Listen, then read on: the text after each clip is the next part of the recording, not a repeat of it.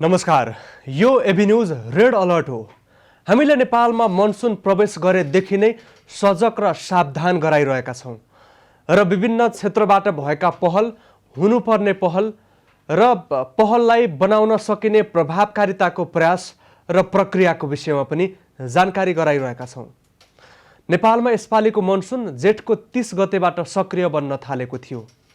त्यसयता पानी परेपछि धेरै ठाउँमा क्षति भएको छ र यो वर्ष मात्रै 110 भन्दा बढीले ज्यान गुमाइसक्दा 54 भन्दा धेरै व्यक्ति बेपत्ता भएका छन्।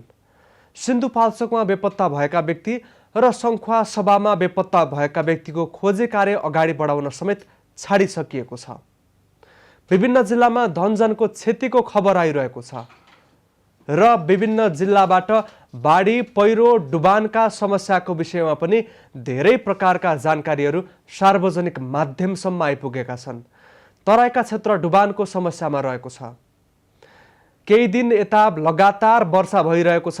केही ठाउँमा आंशिक बदली भएर मनसुन सक्रिय भइरहेको छ भने केही ठाउँमा भारी वर्षा भइरहेको छ र अझै पनि केही दिन वर्षाको सम्भावना भएको जल तथा मौसम पूर्वानुमान महाशाखाले जनाएको छ र नेपालका विभिन्न पहाडी क्षेत्रमा अव्यवस्थित तरिकाले खनिएका सडकले गर्दा पनि जोखिम बढाएको छ। बस्तीहरू जोखिममा पर्दै जाँदा कटानको समस्या पनि त्यत्तिकै बढ्दै गएको छ।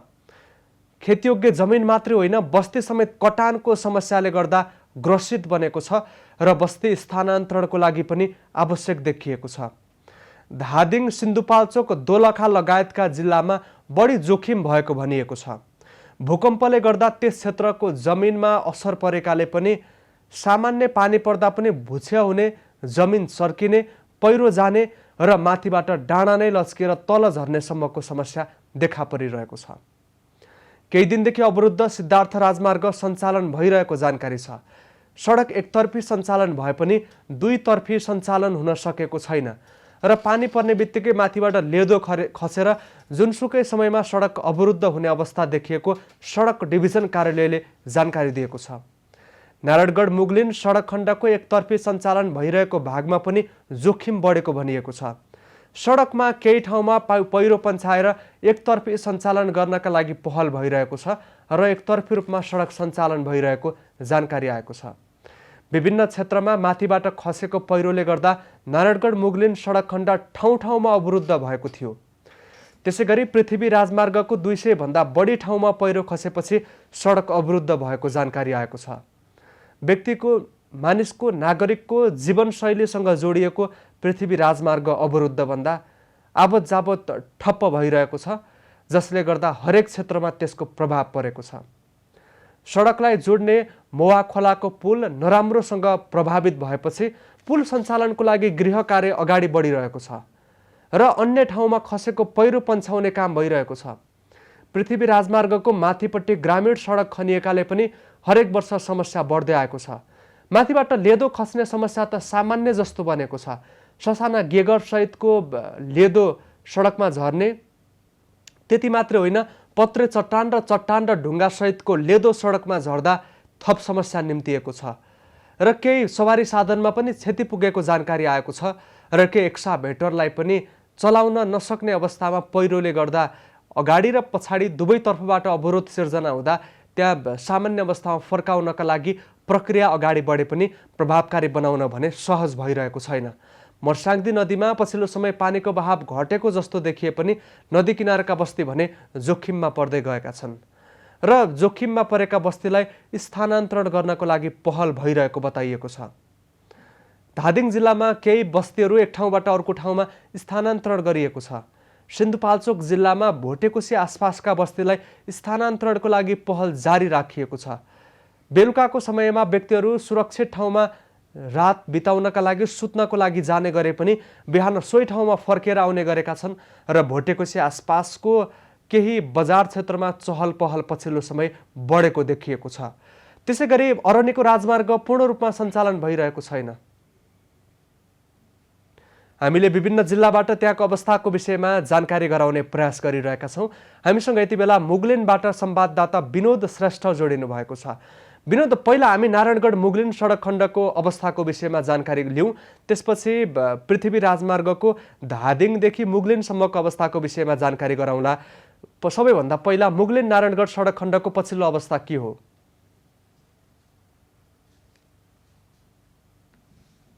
विष्णु, मुगलिन नारायणगढ सडक खण्डको जुन अस्ति राति जुन ठुलो पहिरो खस्यो 17 किलोमा, त्यो 17 किलोमा खसेको ठुलो पहिरो हटाउने क्रम अहिले पनि जारी छ।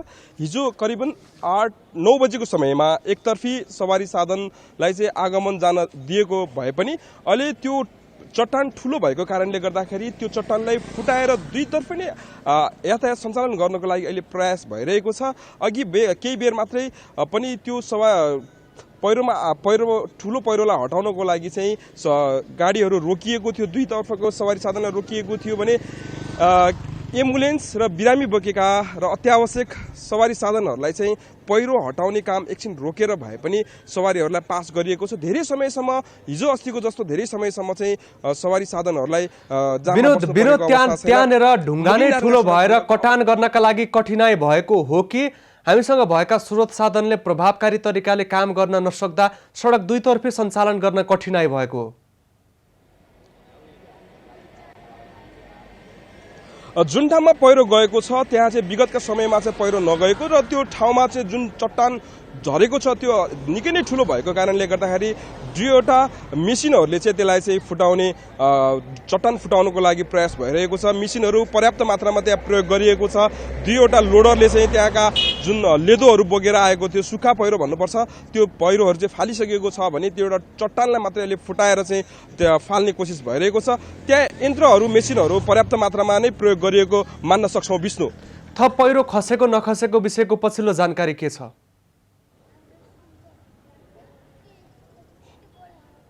हामीले मुगलिङदेखि नारायणगढसम्मको 36 किलोमिटरको दूरीमा जुन यो 4 किलोमा खसेको ठुलो पहिरो थियो त्यो करिबन 36 घण्टापछि एकतर्फी खुलाएको छ। त्यो एकतर्फी खुलाएको सडक अहिले पनि एकतर्फीकै रूपमा चाहिँ त्यहाँ सञ्चालन गरिएको छ। त्यहाँनिर चाहिँ दुईतर्फी खुलाउनको लागि यो पानी नपर्ने समयमा मात्रै खुलाउनु पर्ने अवस्था देखिएको छ, किनभने त्यहाँको अवस्था निकै जीर्ण अवस्था रहेको छ। माथिबाट जुन पहिरो रोकथामको लागि नेट जाली राख्ने काम गरिएको थियो, सोही ठाउँबाट चाहिँ पहिरो झरेको कारणले गर्दाखेरि त्यहाँनिर गएर त्यो दुईतर्फी सडक सञ्चालन गर्नका लागि अलि तत्कालै काम गर्न नसक्ने अवस्था रहेको कारणले गर्दाखेरि त्यो सो स्थानमा चाहिँ एकतर्फीको लागि मात्रै सवारी सञ्चालनमा ल्याएको छ। त्यस्तै मुगलिङदेखि नारायणगढ सडक खण्डको अन्य ठाउँहरूमा भने दुईतर्फी नै सवारी साधन सञ्चालनमा आइरहेको छ। अहिले जुन यो 17 किलोमा झरेको ठुलो चट्टान छ त्यो चट्टानलाई पनि हटाउन सकेको खण्डमा दुईतर्फी नै मुगलिङदेखि नारायणगढ सडक खण्ड चाहिँ ओहोरदोहोर गर्न सक्ने अवस्था छ। समग्रमा भन्नुपर्दाखेरि मुगलिङ नारायणगढ सडक खण्ड अब चाहिँ सञ्चालनमा आउँछ, कुनै पनि अवरोध नरहेको अवस्था छ। विनोद, कति क्षेत्र पहिरोले गर्दा प्रभावित बनेको छ, कति मिटर भन्ने केही आकलन गरिएको छ कि छैन, र त्यहाँनिर दुईतर्फी सञ्चालन गर्नको लागि काम भइरहँदा कति समयभित्र दुईतर्फी सञ्चालन हुन सक्ने सम्भावनाको विषयमा बताइएको छ?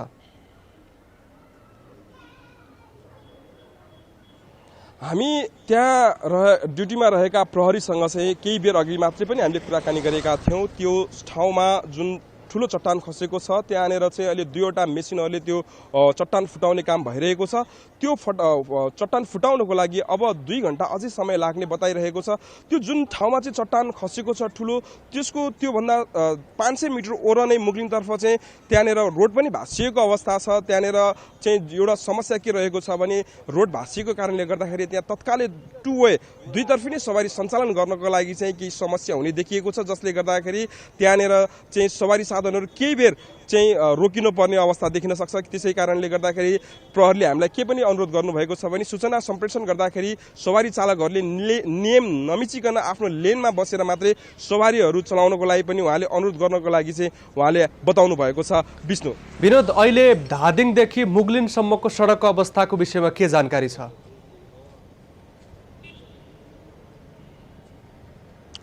धादिङको जुन सिमाना चितवनसँगको सिमाना मौवा खोलाको अवस्था अहिले चाहिँ जुन यो मौवा खोला पुलमा जुन पुल चाहिँ जुन भाँसिएको अवस्था भनिएको थियो, पुल नभाँसिएको र पुलको जुन काठमाडौँतर्फको जुन साइडको चाहिँ केही भाग जुन जमिन चाहिँ खोसालिएको थियो जुन माथिबाट आएको भेलले गर्दाखेरि त्यो भेलले पखालिए लगेको ठाउँमा चाहिँ अहिले ग्याबिन राखेर चाहिँ ढुङ्गाहरू भर्ने काम भइरहेको छ। हामी त्यो ठाउँमा पुगेर हिजो स्थलगत रिपोर्टिङ गरिराख्दाखेरि स्थलगत त्यहाँनिर पुग्दाखेरि त्यहाँनिर नेपाली सेना त्यस्तै स्थानीयहरू र विभिन्न निकायका व्यक्तिहरू त्यहाँ गएर चाहिँ श्रमदान गरेर पुलको विषय त एकातर्फ भयो गराउनको लागि प्रयासरत भएको देखिन्थ्यो। पुलको विषय त एकातर्फ भयो, त्यहाँ पुलसम्म पुग्नको लागि सडकमा पहिरो झरेर भएका अवरोधहरू खुलाइसकिएको हो। केही दिन अगाडिसम्म हिजो बिहानसम्म जुन मुगलिङदेखि जुन यो सिमाना जुन मोवा खोला पुलसम्म पुग्न हामी पनि सकिरहेको थिएन। त्यो विभिन्न ठाउँमा मुगलिङदेखि करिबन 19 किलोमिटरको दूरीमा धन्दै धन्दै 1 दर्जनभन्दा बढी पहिरोहरू खसेको थियो।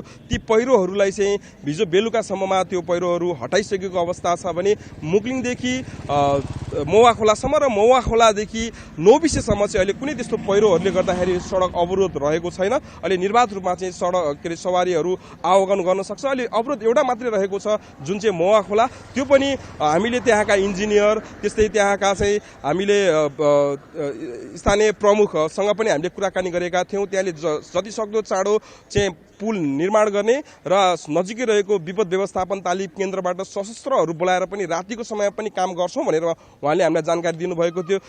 त्यसरी काम गर्न सकेको खण्डमा चाहिँ यो जुन नौबिसे मुगलिङको सडक खण्डको जुन त्यो मोवा खोला पुल छ त्यो चाहिँ आज बेलुका नभए भोलि बिहानसम्म सञ्चालनमा ल्याउन सकिने भनेर हामीले जानकारी प्राप्त गरेका छौँ। धन्यवाद विनोद। संवाददाता विनोद श्रेष्ठ मुगलिनबाट सम्पर्कमा रहनु भएको थियो। नारायणगढ मुगलिन सडक खण्ड एकतर्फी सञ्चालन भइरहेको छ। ठुलो ढुङ्गा खसेकाले दुईतर्फी सञ्चालन गर्नको लागि तत्काल सम्भव नभएको त्यहाँ कार्यस्थलमा खटिएको प्रहरीले जानकारी गराएको छ। त्यसैगरी नारायणगढदेखि मुगलिनसम्मको सडक खण्ड आंशिक रूपमा सञ्चालनमा आइरहँदा धादिङदेखि मुगलिनसम्मको सडक खण्डमा ठाउँ ठाउँमा भएको अवरोध 1 दर्जनभन्दा बढी ठाउँमा भएको अवरोध हटाइसकिएको अवस्था छ। मोवा खोलाको पुल अहिले क्षतिलाई सामान्यकरण गर्नको लागि र त्यसलाई सामान्य अवस्थामा फर्काउनका लागि तारजाली लगाउने काम धमाधम भइरहेको छ। नेपाली सेनाको संयन्त्र परिचालन गरिएको छ। सुरक्षा निकायका विविध संयन्त्रलाई त्यस स्थानमा एकत्रित गरेर काममा खटाइएको अवस्था छ। त्यसैगरी एक्साभेटर सहितका साधनहरू त्यहाँ लगाइएको अवस्था छ। छिटोभन्दा छिटो सडक सञ्चालन गर्नको लागि पहल थालिएको संवाददाता विनोद श्रेष्ठले जानकारी गराउनु भएको छ। त्यहाँको थप जानकारी हामी फेरि पनि लिने प्रयास गरिरहेका छौँ धादिङ क्षेत्रबाट। र सडकहरू अवरुद्ध बन्दा नागरिकहरू एक ठाउँबाट अर्को ठाउँमा जान पाइरहेका छैनन्, जसले गर्दा अत्यन्तै आवश्यक कामको लागि गन्तव्यमा पुग्नुपर्ने नागरिक प्रभावित भएको अवस्था छ। अहिले विमान पनि नचलिरहेको अवस्थामा र आन्तरिक हवाई सेवा पनि ठप्प भएको अवस्थामा सडक नागरिकको लागि अत्यन्तै धेरै महत्त्वपूर्ण छ। यही समयमा बाढी पहिरोले गर्दा सडक अवरुद्ध बनेपछि नागरिकहरूलाई यसले अत्यन्तै धेरै प्रभाव पारिरहेको छ। यसर्थ सम्पूर्ण संयन्त्र परिचालन गरेर भए पनि अवरुद्ध बनेको सडक खुलाउनका लागि पहल भइरहेको छ र छिटोभन्दा छिटो सडक खुलाउनका लागि गरिएको पहलमा थप प्रभावकारी बनाएर यसलाई कामलाई तीव्रता दिएर समयमै सम्पन्न गर्नका लागि आवश्यक देखिएको छ। विषय यति मात्रै होइन, जोखिमयुक्त भनिएका ठाउँमा पुल निकै महत्त्वपूर्ण स्थानमा रहेका पुलहरूलाई संरक्षण गर्नको लागि तारजाली लगाउनेदेखि माथिबाट पहिरो झर्ने अवस्थाको मूल्याङ्कन गर्दै त्यसलाई जोखिम न्यूनीकरण गर्नको लागि पनि प्रभावकारी पहल चाल्न आवश्यक देखिएको छ। त्यसैगरी कटानको समस्याबाट पनि अर्बौं खर्च गरेर करोडौं खर्च गरेर बनाएका पुलहरू यत्तिकै ढल्ने अवस्थामा पुगेका छन् र बगाउने खोलाले त्यसलाई ढलाउने अवस्थामा पुगेको छ। यसतर्फ पनि सम्बन्धित निकायले बेलैमा सावधान भएर सचेत भएर प्रभावकारी कदम चालेको अवस्थामा यस्ता जोखिम न्यूनीकरण गर्न सकिने अवस्था देखा परेको छ। हरेक वर्ष वर्षा र बाढीको समयमा देशका धेरै ठाउँमा बनाएका पुलहरू क्षतिग्रस्त बन्दै आएको छ र त्यहाँ बनाइएका अस्थायी बेली ब्रिज निकै जोखिमपूर्ण हुने गरेको छ भने बेली ब्रिज बनाउनका लागि पनि लामो समय लाग्दा नागरिकको दैनिकीसँग जोडिएको सडक अस्तव्यस्त बनेपछि नागरिकको दैनिकी स्वतः अस्तव्यस्त भइरहेको छ। यसलाई सञ्चालन गर्नको लागि अत्यन्तै प्रभावकारी भूमिका निर्वाह गर्न जिम्मेवार निकायले गम्भीरताको साथ सोच्न आवश्यक देखिएको छ। नेपालको भौगोलिक अवस्था जटिल खालको छ। उच्च पहाडी र पहाडी क्षेत्रमा सडकको अवस्था निकै नै जर्जर अवस्थामा छ। त्यहाँ बर्खाको समयमा वर्षाको समयमा सडक सञ्चालन गर्न नसक्ने सम्मको अवस्था छ। बाजुरा, दार्चुला, कालीकोट लगायतका क्षेत्रमा सडक सञ्चालन गर्नको लागि अत्यन्तै कठिन रहने गर्दछ। त्यस ठाउँमा सामान ढुवानी गर्नको लागि र अत्यावश्यक सामान सो ठाउँमा पुर्याउनका लागि बिरामी भएका व्यक्तिलाई एक ठाउँबाट अर्को ठाउँमा लैजानको लागि र अत्यावश्यक सामग्रीहरू अत्यावश्यक सेवालाई नागरिकसम्म पुर्याउनका लागि भएका पहलहरू भने प्रभावकारी भइरहेका छैनन् र देशका मुख्य राजमार्ग अवरुद्ध बन्दा यसले झन् जटिल अवस्था सिर्जना गरिरहेको छ। हामीसँग धादिङबाट प्रमुख जिल्लाधिकारी आसमान तामाङ सम्पर्कमा रहनु भएको छ। यहाँलाई स्वागत छ। धन्यवाद मित्र। अब पुलमै केन्द्रित रहेर संवाद गरौँ, त्यसपछि अन्य अवस्थाको विषयमा पनि यहाँसँग केही जानकारी लिन चाहन्छौँ। पुल सञ्चालन गर्ने विषयमा अहिले के काम भइरहेको छ, पछिल्लो प्रगति के छ? अब जुन पुल भन्दा पनि पुलको पछिको जुन एप्रोच छ त्यो एप्रोच सडक चाहिँ बगाएको हो। त्यसलाई हामीले मूलत रूपमा सोमबार पश्चात रहिसकेपछि धेरै प्रयत्न गऱ्यौँ। प्रतिदिन हाम्रो प्रयत्न 10:30 बजे रातिसम्म पनि सफल भएन र हिजो मौसममा आएको सुधारसँगै हामीले पानीलाई बहावलाई डाइभर्ट गर्न सक्यौँ। डाइभर्ट गर्न सकिसकेपछि त्यहाँ जुन प्राविधिक आधारमा ग्याबिन बक्स फिलअप गर्ने र सडक चाहिँ सुधार गर्ने भन्ने जुन प्राविधिक इस्टिमेटको आधारमा हिजो ग्याबिन चाहिँ बक्स करिब 200 घरमिटर हामीले फिलअप गऱ्यौँ। त्यसमा नेपाली सेनाका 40 जना हुन्थ्यो, त्यस्तै गरी सशस्त्रका र केही चाहिँ अरू श्रमिकहरू पनि हुन्थ्यो। हामी आज बिहान चाहिँ 7 बजीदेखि प्रयासरत छौँ। आज बेलुकासम्म चाहिँ हामी वान वे सडक चाहिँ स्टार्ट गर्छौँ। अब पुल त एकतर्फी रूपमा सञ्चालन गर्नका लागि तयारी गरिरहनु भएको छ, त्यसको लागि काम पनि भएको छ, प्रगति पनि भइरहेको छ।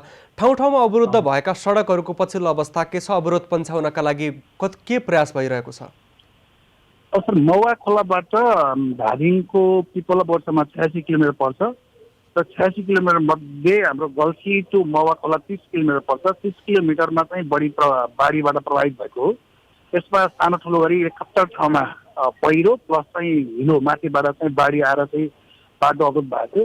तर अस्ति नै हामीले मङ्गलबार दिउँसो 3 बजीतिर चाहिँ हामीले वान वे क्लियर गरेका छौँ र अहिले हिजोदेखि नै हामी टु वे चाहिँ क्लियर गर्दै गइरहेका छौँ। हाम्रो तर्फबाट चाहिँ त्यस्तो काहीँ समस्या छैन र बाटो सुचारू छ। यद्यपि यता जुन हामी चितवन खण्डलाई हेर्ने हो भने धादिङ चितवन खण्डमा चाहिँ केही बाटोहरू अझै पनि वान वे छ र हाम्रोपट्टि चाहिँ वान वे पनि अब कुनै ठाउँमै वान वे छ, टु वे चाहिँ चालु अवस्थामा। पहिरो झरेको ठाउँमा थप पहिरो झरेको नझरेको विषयमा के जानकारी छ र त्यस ठाउँमा चाहिँ एकतर्फी सवारी सञ्चालन गर्नका लागि तयारी हुँदा बाटो पुरै अवरोध खुलाउनका लागि कस्तो खालको संयन्त्र परिचालित छ, त्यसको लागि कति समय लाग्छ? अब हामी कहाँ अब चितवनको चाहिँ दिशाबी हुनुहुन्छ होइन हजुर, हाम्रो भरतपुर सडक डिभिजनको हिसाब नै हामीसँगै हुनुहुन्छ। हामीपट्टि चाहिँ 2वटा लोडर छ, सम्बन्धित पालिका र हाम्रो ट्राफिकसँग पनि एउटा चाहिँ लोडर छ। यी कन्टिन्यू 4-5वटा मेसिन चाहिँ हाम्रो 24 घन्टा जस्तो चलिरहेको छ। त्यसले गर्दा जो पहिरो खसेको ठाउँ र माथिबाट आएको हिलो छ त्यसलाई पन्छाउन हामी सहज रूपमा सक्यौँ र बेलुकासम्म हामी टु वे नै जहाँ पनि हाम्रो धादिङ खण्ड चाहिँ क्लियर हुन्छ। तर जुन चितवन खण्ड छ, चितवन खण्डमा चाहिँ जुन चितवन खण्डदेखि यो हाम्रो मनोकामना काठसम्म पनि केही ठाउँमा चाहिँ केही जटिलता छ। त्यो खण्ड चाहिँ अब ठ्याक्कै धादिङसँग जोडेको सिमाना भएको हुनाले त्यहाँ चाहिँ वान वे छ र उता सिद्धिसकेपछि अब पहिला त वान वे स्टार्ट गर्ने र त्यसपछि चाहिँ टु वे नै क्लियर गर्ने भन्ने डिभिजन सडकको योजना अनुसार नै काम भइरहेको छ। अब यहाँसँगै डिभिजन कार्यालयका पदाधिकारी पनि सँगै रहेको जानकारी गराउनु भयो। उहाँहरूसँगको सल्लाहमा के बताइरहनु भएको छ? त्यतातर्फ सडक सामान्यकरण गर्नका लागि गरिएको पहल कति प्रभावकारी छ? त्यसको लागि व्यवस्थापन गर्नको लागि कति समय लाग्ने अवस्था छ? अब यो उहाँसँग मेरो अहिले पनि हामीसँगै छौँ, उहाँसँगै छौँ। तर चितवनको जुन मुलिन नानखान खण्ड चाहिँ केही अब त्यहाँको जियो स्ट्रक्चरले चाहिँ हामीले त्यो अलिक फरक खण्ड हो। तर जुन हाम्रो नारायणघाटबाट चाहिँ मह खोलासम्मको जुन चितवनको भागमा चाहिँ मूलत रूपमा यो मनोकामना टु मह खोलासम्म छ। त्यसमा 3-4 ठाउँ चाहिँ अलिक केही जटिलहरू छ। एक ठाउँमा चाहिँ वान वे पनि अलिक क्लियर भइसकेको छैन। तर 1 किलोमिटर बाटो चाहिँ क्लियर हुने बित्तिकै जुन हाम्रो मुलिनसम्मको सडक खण्डको चाहिँ टु वे चाहिँ क्लियर हुन्छ। भनेपछि यो चाहिँ सायद अब 2000 चलायो भने 2-4 घन्टामा नै क्लियर हुन्छ। सडकमा सवारी रोकिँदा नागरिकहरू अलपत्र पर्नु भएको अवस्था छ कि छैन? उहाँहरूको व्यवस्थापनको लागि के पहल भइरहेको छ? यसमा अब अस्ति जुन पुल क्षति भयो, पुलमा सडक क्षति हुने बित्तिकै हामीले काठमाडौँको हकमा चाहिँ नागढुङ्गालाई चुन सम्प्रेषण गरेका छौँ। यतापट्टि चितवनलाई पनि भनेको थियो। एउटा पोखरा मूल रूपमा चाहिँ काठतिर तनहुँलाई पनि हामीले अलरेडी इन्फर्म गरिसकेका थियौँ। यो बाटो चाहिँ क्षति भएको छ, आवत जावत चाहिँ आवागमन रोकिएको छ। त्यही भएर चाहिँ सवारी साधन चाहिँ नफाइनु रोकिदिनु भन्ने हामीले अनुरोध गरेका थियौँ। यात्रुलाई पनि हामीले प्रि इन्फर्म गराएका छौँ। त्यति हुँदाखेरि चाहिँ यो साना जुन लाइट गाडीहरू छ, यात्रुवाहक गाडीहरू चाहिँ यहाँ धेरै कम छ। तपाईँले ठाउँमा नै हुन्छ, गन्तव्यमा पुगिसकेको अवस्था छ भने। अनि मालवाहक गाडीहरू, एउटा लोडेड गाडीहरू छ। लोडेड गाडी चाहिँ करिब चितवनपट्टि 1 किलोमिटर र धादिङपट्टि खाली गाडीहरू 1 किलोमिटरको 130 रेन्जमा 130मा चाहिँ गाडीहरू छ। र उहाँहरू चाहिँ स्वयं गाडीमा नै खानपानको व्यवस्था गर्ने, त्यहीँ सुत्ने हुँदा खासै समस्या चाहिँ भएको छैन। सहजमा चाहिँ उहाँहरू बस्नु। सिडु साहब, अहिले आन्तरिक हवाई उडान पनि बन्द छ। त्यहाँबाट नागरिकहरूले के भनेर टेलिफोन गरिरहनु भएको छ भने पछिल्लो समय पुलमा रोकिएको ठाउँलाई पुल मर्मतको कार्य यथावत राखेर धादिङतर्फ जतातर्फ दुईतर्फी सडक सञ्जाल टुटेको छ, त्यसलाई सामान्यकरण गर्नको लागि अपनाउनु पर्ने उपाय अवलम्बन गरिएको भए हामीलाई राहत हुने थियो। हामी अत्यावश्यक कामको लागि जानुपर्ने व्यक्तिहरू बाटोमा रोक्यौँ भन्नुभएको छ। त्यसको लागि वैकल्पिक उपायको बारेमा पनि केही सोचिएको छ?